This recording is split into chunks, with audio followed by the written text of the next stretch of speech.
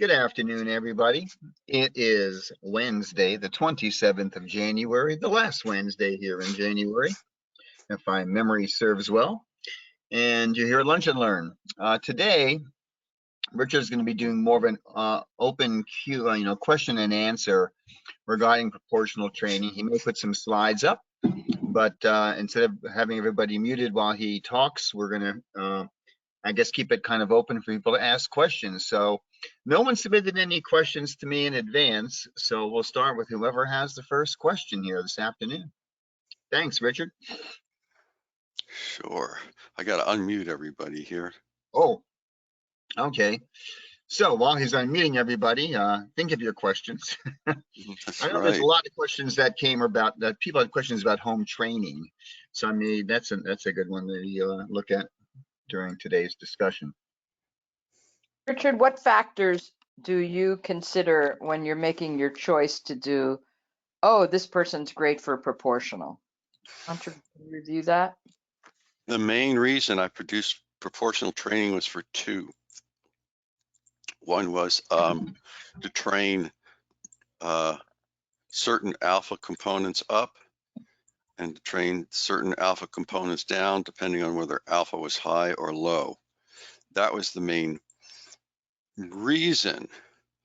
But another value for it is if you have stubborn theta, that won't train down. It's often very effective in cases where you have very stubborn frequencies that won't move. And the reason is because proportional training is technically more effective than is dichotomous training, which was gained popularity because it was developed by engineers who didn't read the literature, research literature in neurofeedback. And they really didn't. They just would listen to some of the what people were interested in the field, and then go from there. And there's a self-creating bias in the field. Whoever started off in the field with a particular bias and started running the workshops, that bias would be dominant. The research in social psychology shows that once a belief is held, it will sustain itself for 7 generations. So the Bible's correct about that. Wow. It's going to take us a while to alter what's going on in the country, but that's why Jim Crow is still with us. Wow. Yeah. And that's based on experimental, not correlational data. And of course, how would you do that? They used cohorts and learning cycles to do it. So, but you could extrapolate or generalize it to larger timescales. But it takes a long time to get rid of myths. And so the more myths you have populating, whether it's the internet and it's QAnon and all these bizarre conspiracy theory cults, and part of social psychology is studying cults. We should have expected the internet to amplify cult activity, take the good with the bad. But the research had shown in biofeedback early on that proportional was likely better. And as time went on, that proved to be the case. And I found that true clinically through experimentation with my clients. I tried to communicate that to other engineers in the field who liked dichotomous. They were attracted to it because they were engineers and they liked yes and no, on and off. NAND and NOR got a little annoying, but they learned to use that on terms of decision processes. And it's easier to engineer yes or no reinforcement. So I was doing proportional training and getting much better results. And I was using it mostly on people who I was doing peak performance training with, or people who had a stubborn theta, training that down. Sometimes it was the only way we could get theta down. And this is back in the late 90s, in the old days. So the question is, what is dichotomous versus proportional? That's still an issue. Dichotomous is simply you go above the line and you get some kind of reinforcement. You go below the line, you don't get one. And you set the line for the person where you think they're going to get the best reinforcement.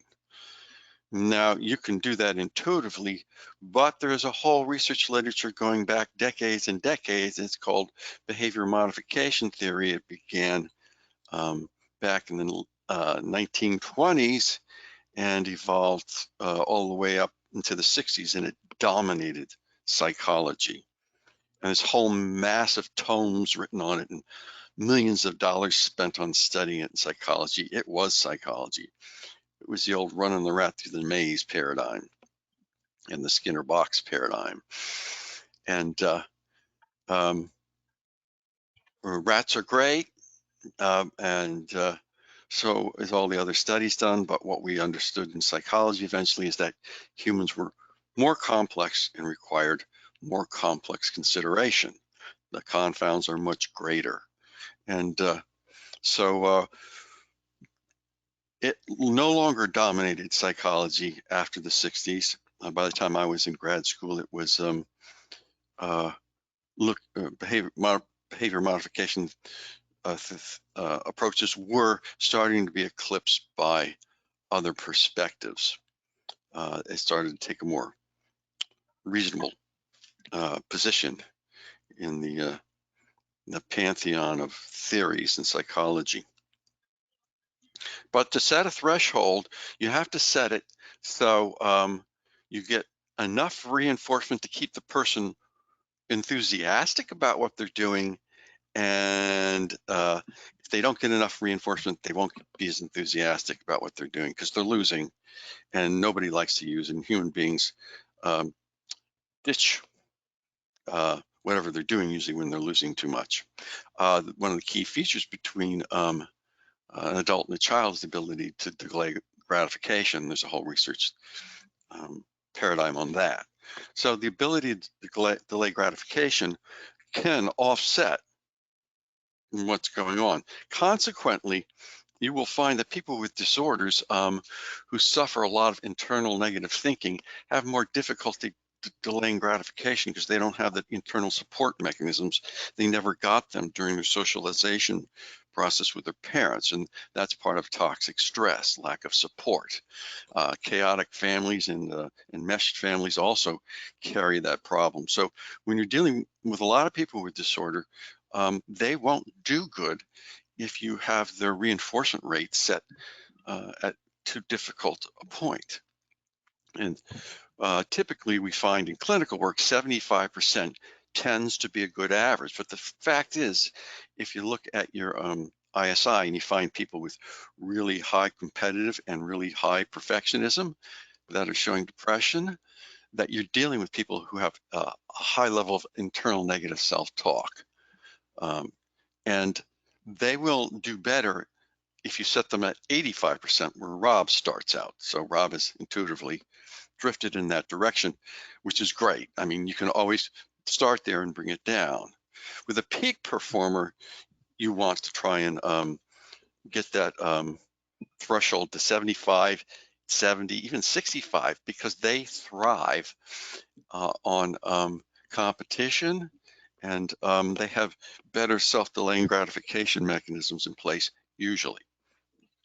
So Richard, can I ask you a quick question about the in the software, you know, when you're looking at your training numbers, we always say that typically for a 2-channel training, and I want people to understand for 2-channel trainings, that figure of 5.0 to 30.0 training efficiency is what we're shooting for. Of course, if you're doing a 4-channel training, it's going to be lower because there's more variables being trained. And if you're doing a 1-channel, it's going to oftentimes shoot up higher than that because you're training less. With proportional, do we want to keep it in that same range for a 2-channel training? That's going to vary a lot from person to person based upon their individual ability to manage the thresholding and where you, you know. Right, where you started, right? Where you started. It's not as defined as it is in dichotomous, because in proportional training, there is no, you did good here, you did bad there. It's, while you're getting warmer, oh, you're doing great, you're doing even better, they're fantastic. Okay, no, you lost it, now come on back. So it's a continuous feedback. It's a much denser data feedback. It doesn't give you these long periods of waiting in between. One of the reasons that the video training is so effective in NewMind is because, number one, the video is proportional. It's constantly giving you feedback, which is one reason we use it. And it's the reason I asked Brainmaster to develop it in their software. And I remember the day, the place, the time, the hotel when I discussed it with them. And they said, yeah, we can do that. And I said, please do that. But what they did is they didn't do it exactly the way that I envisioned it. And that's understandable because they're not professors who teach behavior modification. I should have asked more questions, but engineers don't like to listen a lot of times, which is why I have to struggle with them all the time. They go off half-cocked thinking they know what you're telling them without asking enough questions. It's really common. So with proportional training in the visual process, that's already there. We don't have it. We didn't have an auditory version of it in NewMind. Most of the other EEG systems didn't have it. Thought Tech, kudos to them, they had it, but then almost impossible to get to it at one point. And then that developer went over and started working with Nexus. So it's harder and harder to get it. But what Brainmaster did is they would use dichotomous reinforcement, but they would just fade the screen with a fade. It worked pretty good when you have a constantly updating auto artifacting process going on, because that movement of constant updating would interface with the fade rate that they set, and you would get something that was close to proportional. And what we did at NewMind is we actually built a fade rate that was truly proportional. And I note that the people who shifted from the other vendors to ours noticed immediately a faster rate of reinforcement behavior modification and changes in EEG. And the key variable that changed between those other forms of reinforcement and ours was the true proportional component to video fading that we have. I have not seen any of the other vendors follow suit. They don't seem interested. Fair enough, they're not research psychologists. They don't have degrees in that, I understand. And they haven't spent 25 years in the trenches training people.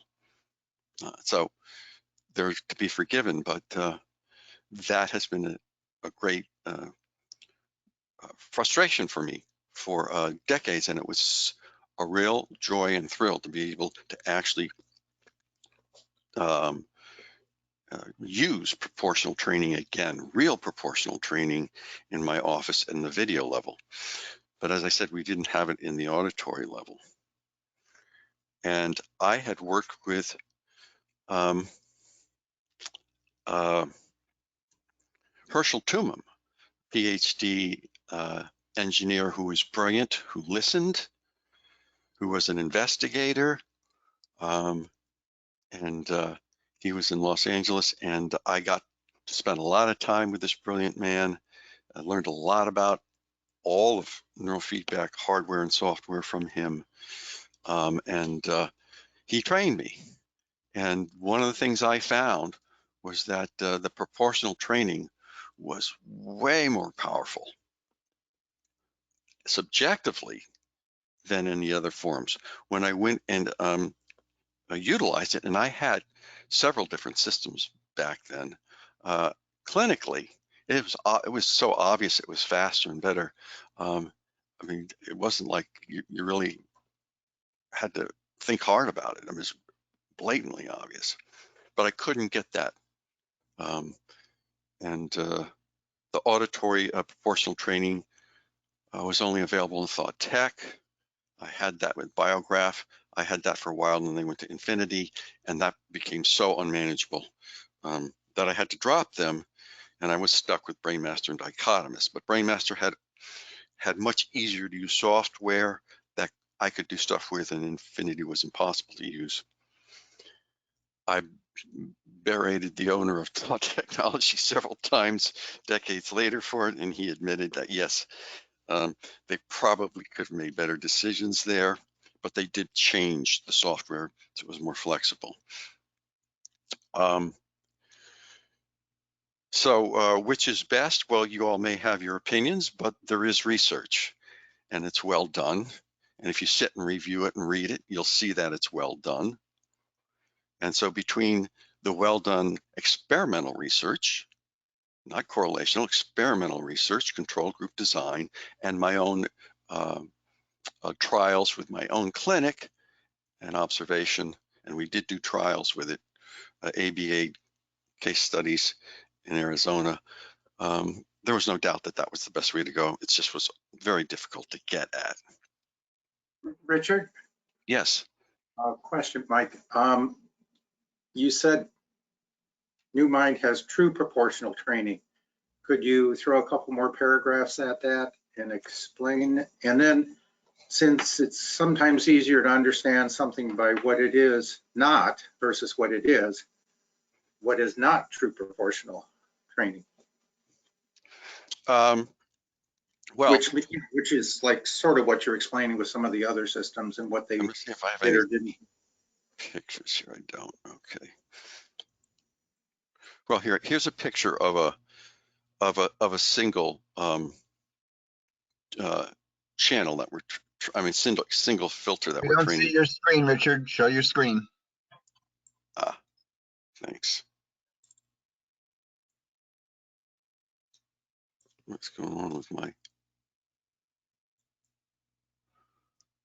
There it is. It's going.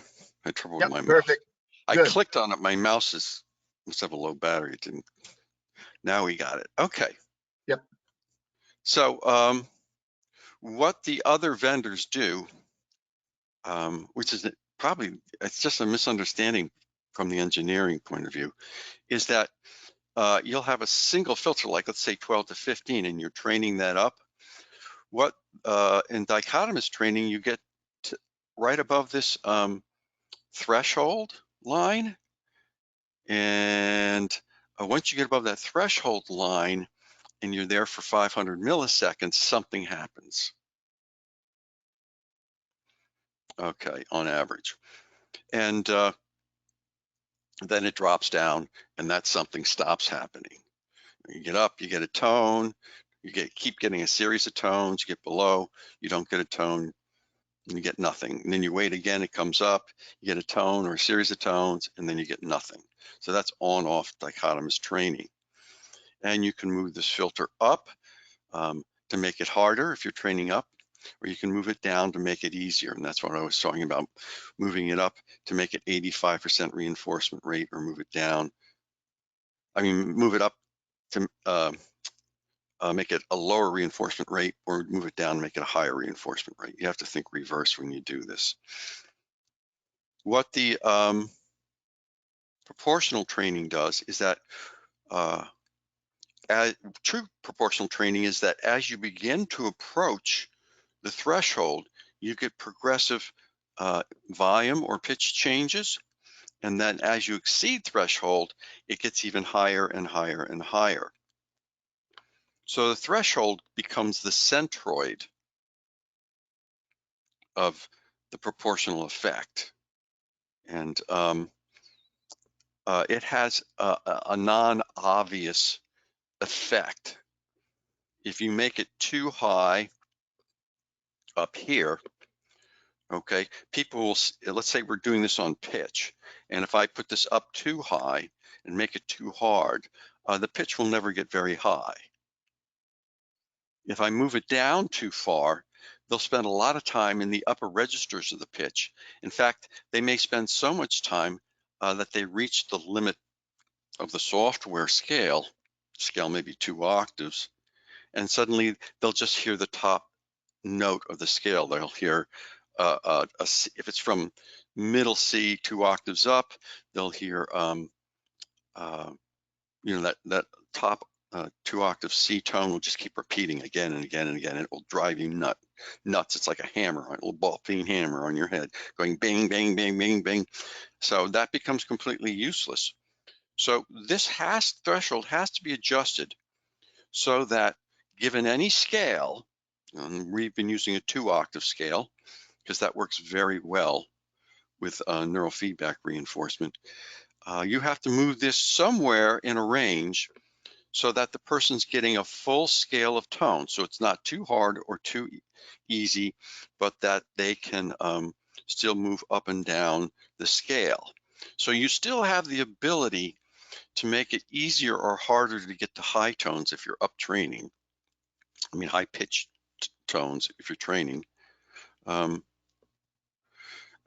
you can make it easier, either way.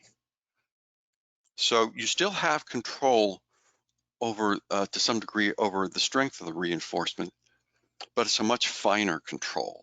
It's not on and off. It's much more like real life where you're getting constant, continuous reinforcement, whether it's sports or anything. The world doesn't start and stop. The world is constantly feeding you information. And the way our brains work is that we thrive on that continual input. Learning happens much faster when input is continuous. And that's neurophysics, neuropsychology, ton of literature on that in neuropsychology, which I studied and got my degree in, which is why it was obvious to me that that made sense. In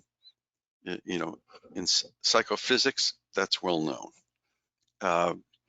But engineers don't take classes in psychophysics. So you have the ability to constantly give feedback and then make a modified adjustment to that constant feedback of how easy it is to get reinforced and how hard. Does that clarify what we're doing with true proportional training? Anybody got questions on that? This might sound. Oh, sorry. You can go ahead. I can hold. This is Cassandra. I may have a lot less knowledge than other people on this call, but so I'm just wondering when are we always doing proportional training, or is it in NewMind, or? Yeah, if you're using visual, if you're using the video, you are. Okay. If you, Thank you. And you can set up the sound reinforcement to be either dichotomous or proportional. Because okay. Rob likes to have dichotomous tones when he's at the same time he's doing proportional video, which is one of the reasons I did that. So this is making me think of alpha. I might be completely off track here, but when we do alpha theta and the sounds are. Yes, you're kind of right. It is kind of like that. Okay. There is a similarity. That's very cool. You connected those dots. Thank you. And we have a wide variety of people here, so you're not asking questions. Most of the people who are convinced they know everything don't show up for lunch and learn. Richard, I have a question. It's yes. Diane. So I've done some proportional training, but not by any means a whole lot. And I'm just wondering if you could go over the setup of it, because yes, I will. You thought after about 2 minutes you were supposed to go from auto to manual, and I'm really hoping I was doing that the right way. So if you explain the setup, that would be awesome for me. Yes, I will. I was just trying to answer Michael's question. Okay. Oh, no, and I'm about halfway through. So now I've got the idea of true dichotomous and true proportional. I was going to tell you what the other vendors were doing. What they were doing is that you would get, something would happen if you were above or below the line. If you went above the line, then the screen would brighten. It would like brighten at a certain rate, like within 500 to, you know, milliseconds to, or something longer, you know, up to a whole second. And you can set that up. In some of the softwares, you can determine the range of brightness and the rate of increase of the brightness once you hit criteria. So you don't get the brightness happening until you reach criteria. So it'll start to brighten and then darken. And there's different ways to do it. But it's an event that occurs after you reach criteria. So it's really driven by a dichotomous, an yes or no decision. It's not a situation where once you're at the beginning of a certain region, you start to get reinforcement. So the closer you get to your target, the more you get reinforced, and the more you exceed your target, the higher you get reinforced. So that would be the difference. Does that make sense, Michael? Yes, thank you. We had no idea until we So it's sort of a, it's kind of a proportional that begins at a dichotomous point. Yes, you got it. Yeah, thanks. I wasn't. And there's no research on it where they confirmed or published that what they confirmed was what they decided was the rate. And on some of the softwares, you can change that. That creates such a complex, non-standard approach that there's no way of evaluating your efficiency across subjects. I mean, it's just a black hole in terms of data analysis. So yeah. What's helpful, I think you used the word region, but I would say range, and like the range within which you get a proportional signal. There's a bottom limit, I guess, and then there's a top limit. And then where you have the threshold within that range. Yes. And you can have proportional all along the range, or some of the other systems only have proportional when you're above threshold. Then the proportional kicks in. Yes, in a sense. Yeah. There's more, there are not always consistent approaches because you can adjust all those factors. That helps give me a visual depiction of it. Right, but ours is very simple. You start to enter the range where you're getting close to the target, you start to get feedback, and then as you leave, as you get above it, it gets stronger. But you can adjust in our system by moving the threshold up or down where the centroid of that range is. And that can enhance or discourage somebody training. So your goal is to find the optimal point for your client. And the only way you know that is by looking at the trend screen as they train. So you begin in, let's say you begin at 75%, which is a pretty good reinforcement range. You're going to start off with fairly high amount of high-pitched tones, and you're expecting to see this. If you're training SMR up, you're expecting it to go up. And if you're not in an optimal zone, it'll stay where it is. May even go down. So you want to adjust this threshold to get the effect you're looking for. Now, if I was trying to train alpha down, I would be trying to get people in the lower pitch tone. So I'd say, get the pitch down. They would be listening to it, and the more that they could get closer to the threshold and down in pitch, that line should come down over a period of a couple of minutes. So you're adjusting a threshold manually. Now, you said, somebody asked, well, where should you start? I would start with 75%. And if right off the bat, they keep hitting that top note, I would just bring it manually down and turn off the auto and go into manual, bring it down a little bit. And so you get a little variance. So they're not hitting that top note all the time. And then watch the trend screen. You know, are they coming down with the alpha? You know, and it takes time for them to learn. So, you know, this is a slow, gradual process. It's not something that you have to fiercely in a panic do. And then if they're still not bringing it down, you might want to make it a little easier for them or a little harder, depending on who they are. So you're adjusting the manual threshold up and down so that they get the reinforcement that brings that alpha line down if you're trying to train down.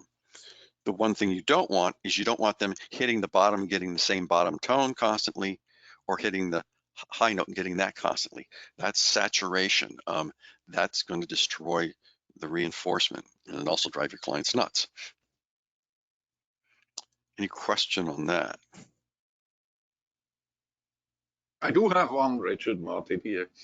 You know, I'm somewhat critical with the proportional training, but that's not the topic. My criticism here is not the topic. The question is, do you have plans to integrate an auto thresholding so that the mean wanders during a training? Like if the person is always reaching the goal, that the mean threshold in the software is automatically going higher. Are there any plans? You know, we're going to look at this over time and try to use it more efficiently. I think AI is something that we'll want to institute rather than that, because it's the algorithm to do that would be pretty complex. And yeah, you would have to continuously measure where is the client and adjust the mean. But it's feasible, and I believe it would increase the efficiency of proportional training. Well, it may, but I don't think we should underestimate the ability of humans at pattern recognition. It's like they've been trying to automate. That's where I come from. Yeah, auto artifacting, like using principal components analysis, ICA, wavelet analysis, and all those other methodologies, particularly independent components analysis. When they're analyzing, and you saw Jay Gunkelman, if you watch his presentation, you can see him taking EEG with all this noise in it and you know, drawing sweeping over it and then waiting for a couple of minutes while a computer calculates it, and it looks like it gives you what's a clear line. That's a little bit magical. In real independent components analysis used for ERP, you're looking for event-related potentials, and you're looking to reduce the noise in the EEG so that you can see the event-related potentials and the noise doesn't confound them. In that process, in real ICA, you have to do visual comparisons in each of the single hertz bands of the FFT, or each of the components, as they call them in ICA. So you would look at each of the components and do visual inspection, and the visual inspection would include things like looking for the ERP, looking at the zero voltage line and how the relationship of the signal to the zero voltage line, and then you have to look at the power curve. That's not automatic, but you know, they call it automatic. It's not. And actually, there's a lot of other bizarre versions like principal components, which can be used as automatically with a reference feed. And we could spend 6 hours on this topic. The point is that there's been a complete failure in human technology at this point to do pattern recognition better than a human being when it comes to looking at EEG. It just doesn't exist yet. So that would be my argument about the complexity here, that we really need human being listening and looking and watching the client to get to that best and optimal state. So that's why I'm not in a rush to do that, Martin. I get that, yeah, thanks. Okay. Hey, Richard, this is Lori Miller. Yes, Lori. Hey there, I have a question. My brain is having a hard time wrapping itself around everything you're talking about because it does seem pretty complex. But I'm trying to correlate what you're speaking about with like a Z-score training. You know, like if we were doing this would be, let's say, on the BrainMaster system, and we're setting the upper and lower thresholds. The beauty of the Z-score system is that it's allowing the brain to train itself within. It's actually training it against a normative database, so it's completely different than proportional. But what I'm just saying is that in that system, the brain is able to make changes because it gets signals when it goes out of bounds, so to speak, but it's always, you know, bounding in and out of the bounds, so to speak. And so what you're really talking about is even a finer tuned system. It's not training it to a normative database, but like Martin is saying, it's actually training, it's allowing the brain to train within, like the other gentleman was saying, like within a range of its normal bounciness. So to speak. Yeah, it's closer And to Valdine Brown concept of nonlinear dynamical training in a sense. right. And so the thing that I'm trying to grapple with is kind of what you're talking about now, I guess. And this again, probably the engineering stuff is way over my head. But what you're saying is that as us as neurofeedback practitioners, we need to develop an eye or an ear or the technological expertise to know where the thresholds should be set and be aware of when the client is actually approaching or exceeding or flattening out in that range. Is that That, right? that's very well said, very nicely said, and it's always good to have somebody like you say it in other ways, because no one person can all explain it best to everyone. So the more Yeah. people that ask questions or try to explain it from their own perspective, the easier it is for everybody to understand. We're iterating the concept. Right, and it's even more complex when you think about it, you know, if you take it from like a single channel to a multi-channel to networking, you know, like now we're talking about a lot of complexity to hold in our Well, heads. yeah, So, so we could talk about Z-score training maybe at another time, but Tom, just by definition, it's not dichotomous.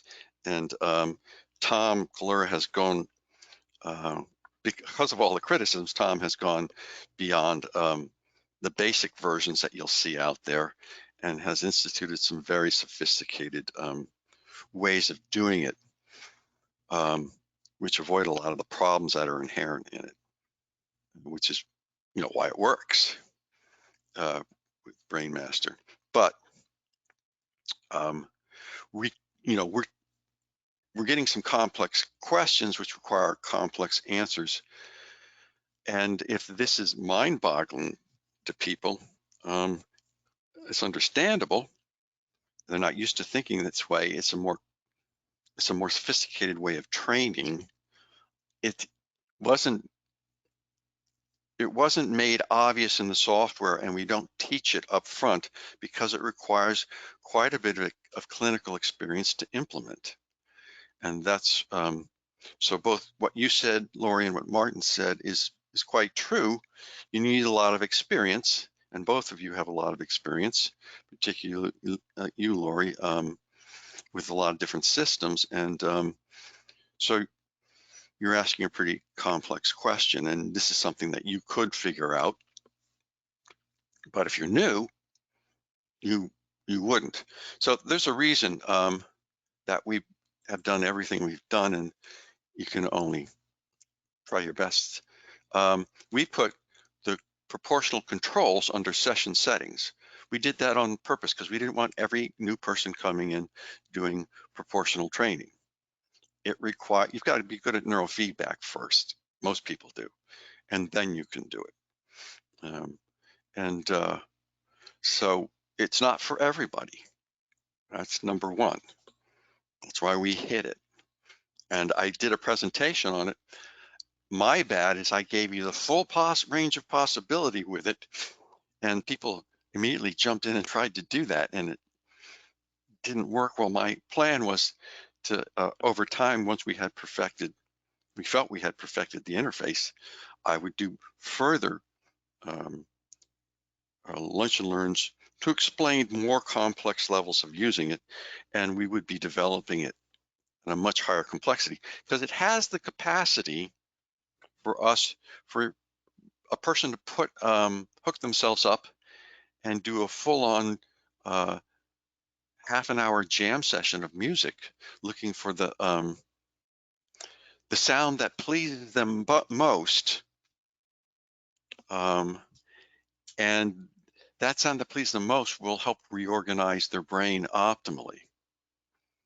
So if that sounds far out, it kind of is, but it makes perfect sense with what we're learning about the brain, and the scope of the discussion is way beyond this format. I would have to spend a whole weekend on it, but that's its potential. And I was just showing you the early components of that potential, just because we want to introduce the idea, get the more advanced users interested in it, get them to play around with it. I never meant for everybody to take this, start regardless of their skill level, start using it right away and implement it with its full function. And I'm really glad I didn't put in all of its function, because I've learned my lesson. I won't do it as fast. So that's what created the confusion.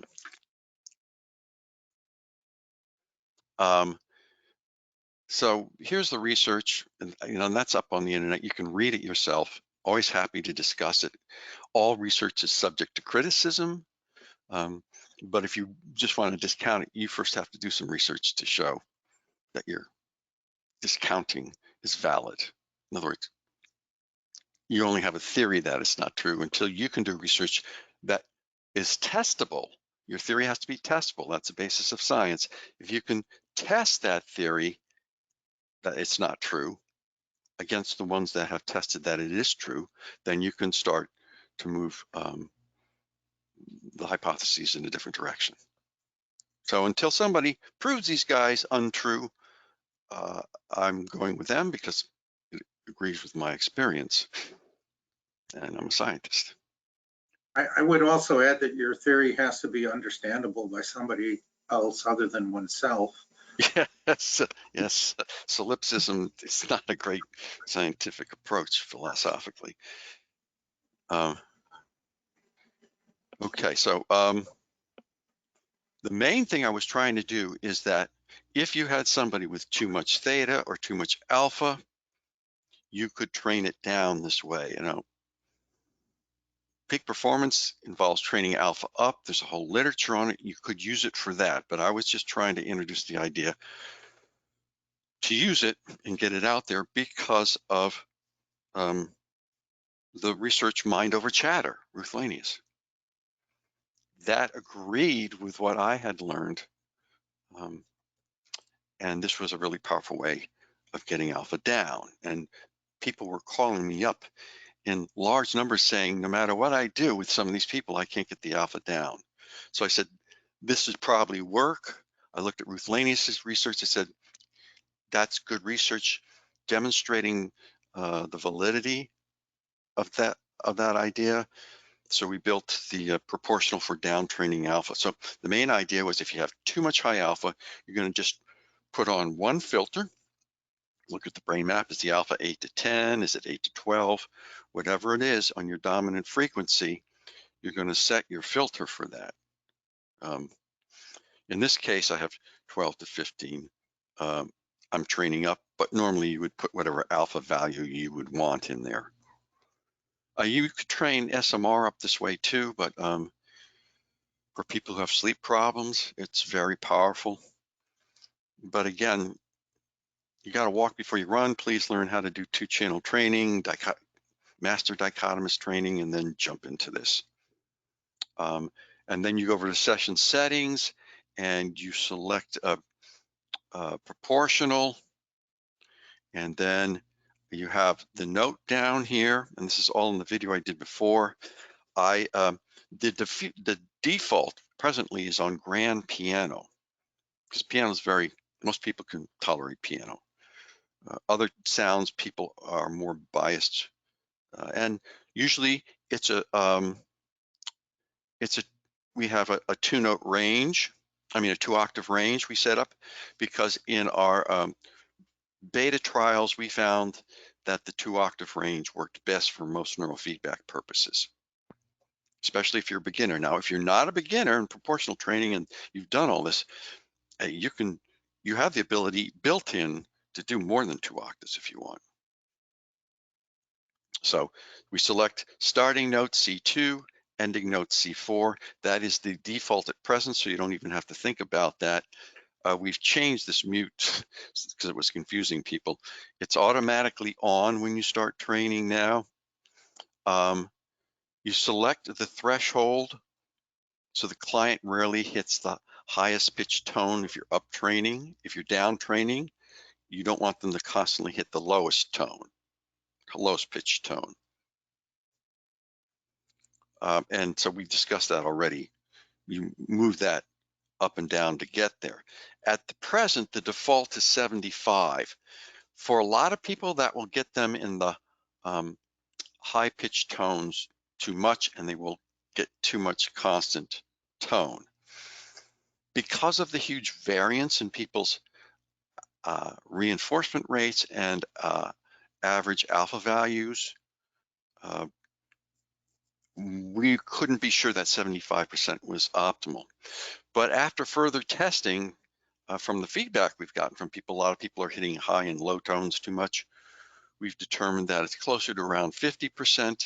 We've done further testing. So the default will be, I think, in a better place for reinforcement rates. So we're going to have that. We've overcome that bug.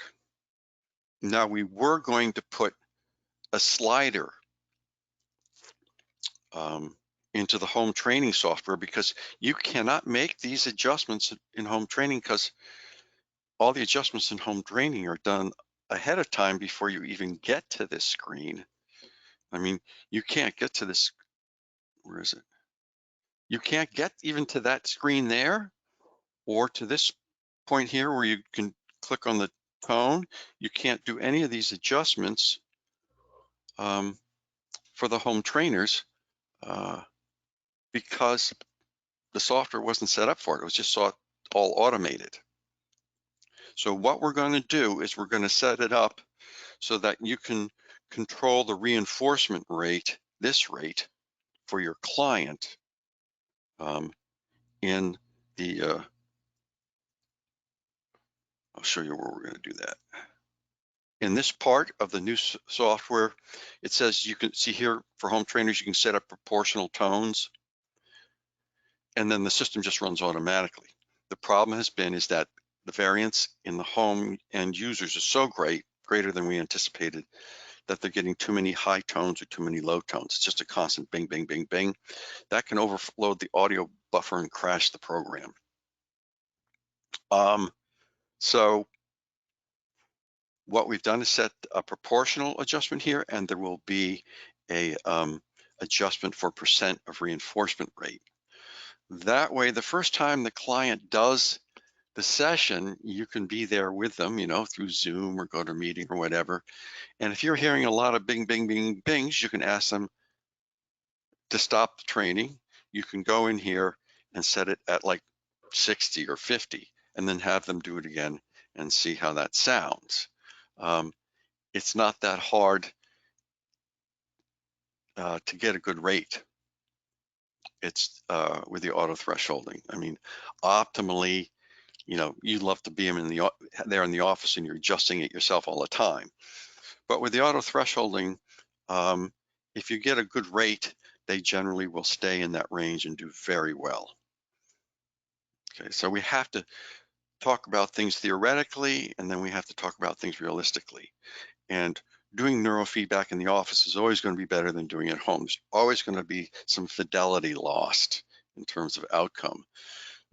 And then you have to make allowances for complexity versus simplicity. Home training situation is an environment where simplicity has to reign, and everything has to be automated to a high degree. So home training is not going to ever be as efficient as office training, but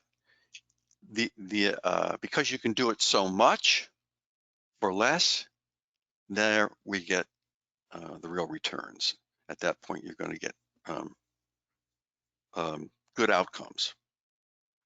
So that's what we're doing. What we had thought we would do is give the home trainer a slide to go up and down to get an optimal range. People are pretty good at finding their own sweet spot, but just given what we've seen with home training and giving people any more control than possible, we just thought it'd be much better to put the control here in this part of the session. Now you will have in the coming weeks, if I understand things right, the ability to watch in real time from the software your person home training.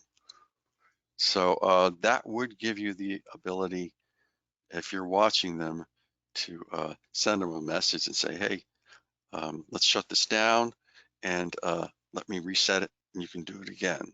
But you will always be able to watch their training screens and in an immediate or delayed fashion make adjustments to the software.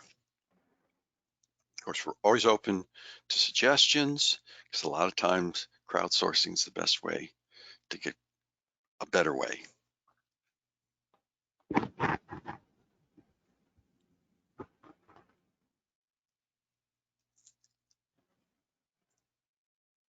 Any questions on that? So Richard, are you starting out with it on auto and then changing it over after a couple minutes? Yeah, I put it on auto, somewhere between 50 and 75, and just listen to the range of pitch. If they're just they keep hitting the high note or the low note too much, Yeah. Put it on manual and adjust it to the point where you think is optimal. I mean, theoretically, you could just at that point leave it on auto, but I find you have to really study people. They start to get distracted, they shift state, they get upset, suddenly the range shifts. Some people will have a high degree of range, some people have a low degree of range. We're still learning, Okay. This is excellent for people with busy mind. It's really powerful to train alpha down, but you know what? 0102 protocol number 20 is very powerful with busy mind too, for a large proportion of individuals. There are a smaller group of individuals that, that high alpha is unassailable with anything other than proportional training. And even there, it's tough, but they do it. And the more they do it, they get 8 or 10 sessions of this in, then they respond to the 0102 training at a much higher rate.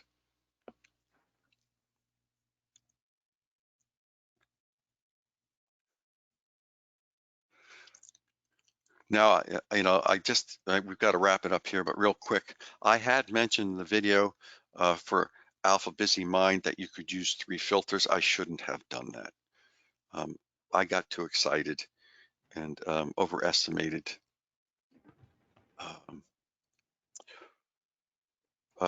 people's abilities and underestimated how many people would try it. To do this, you have to know a fair amount of music theory. In other words, you have to set each octave and each threshold in a manner so that you're getting a meaningful sound back and not chaos. That's my bad. I work with music composition and editing software all the time, and sometimes you forget that not everybody is understanding what you're getting at. A thermos is what? Oh, these things, thermos. Okay. That's what Brainmaster calls them. They had the thermometer little bulb at the bottom. Okay. Yeah, but people have kind of like generalized that term. Oh, I see. It's like they called it component bands. Tom used that word. I never heard of it before until Tom started using it. And then suddenly, after about 5 years, everybody was starting to use it. And I go like, oh, I guess they're component bands now instead of filters.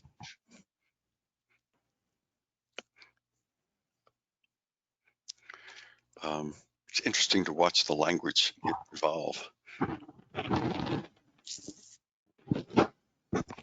So I would not do 2 or 3 thermos, unless you're really sophisticated and you're really confident and you know some music theory. I would just do, with busy mind, just do that one down. Okay, just train it down. It'll work fine, believe me. That's the magic. It's not the amount of filters you have. It's that proportional training on the alpha or theta.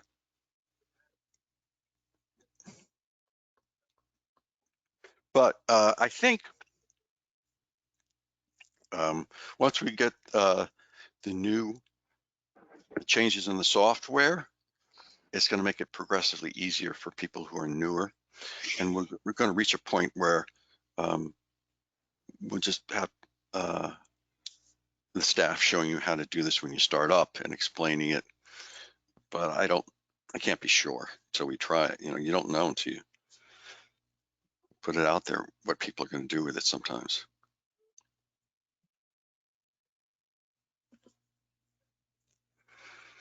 All right, well, we're at the top of the hour. I guess we have to move on. A lot of people have probably left.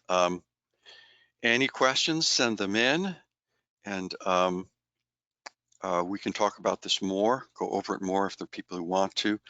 If you need, if you're using it partly already and you feel like you like it and you're understanding it, but you're not getting enough information about it, feel free to set up, email me, set up an appointment, and I can go over it with you specifically. And that's what I'm here for. That sounds good. Are you going to record or post this one up onto the YouTube channel? Yeah, it's being recorded and we'll post it up there. Perfect. But we're going to do another version of this in more detail once we're really solid about user interface. We've really got the best user interface. Then we'll do a more detailed, longer version. I think once we understand where people are getting lost, we can make it easier that they don't get lost. All right, everybody, have a good rest of the week. Rob, we got anything coming up on Friday? No, we have open sessions now until February 3rd, and then towards the end of the month. So if people have questions, like I said, submit them. If you have maps, feel free to submit them. NewMind sent out a notice that there is software update should be coming out in about a month.